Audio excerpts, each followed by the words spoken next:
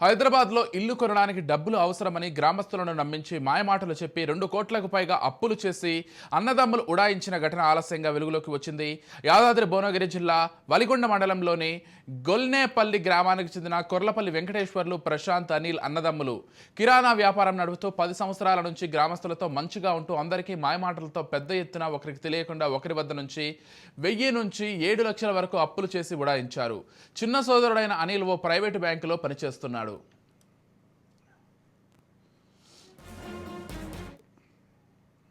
అన్నదమ్ములు గ్రామస్తులను మచ్చిక చేసుకుని మర్యాదగా ఉంటూ చాలా మంది నుంచి పెద్ద మొత్తంలో నగదును అప్పుగా తీసుకున్నారు. తొలి రోజుల్లో వారు అడిగినప్పుడు తిరిగి అసలు వడ్డీ కలిపి ఇచ్చేవారు. మరికొందరికి ప్రతి నెల వడ్డీ చెల్లించేవారు. ఇలా చేయడంతో రుణదాతలకు నమ్మకం కలిగింది. నగదును అప్పుగా ఇవ్వడమే కాకుండా అతని వద్ద చిట్టీలు కూడా వేయడం ప్రారంభించారు. ఇదే అదునుగా భావించిన వెంకటేశ్వర్లు, ప్రశాంత్ సిటీలో ఇల్లు కొనుగోలు చేస్తున్నామని, డబ్బులు కావాలని పలువురు నుంచి 2 కోట్లకు పైగా అప్పులు చేశారు. జూలై 15న ఇంటికి తాళం వేసి ప్రశాంత్ వాళ్ళ వదినకు ఆరోగ్యం బాగాలేదు, ఆసుపత్రికి పోతున్నామని గ్రామస్తులకు చెప్పి ఉడాయించారు. సదరు అన్నదమ్ములు ఎంతకు ఇంటికి రాకపోవడంతో అప్పులిచ్చిన వారికి అసలు విషయం అర్థమైంది. లబో దిబోమంటూ గుండెలు బాదుకుంటున్నారు.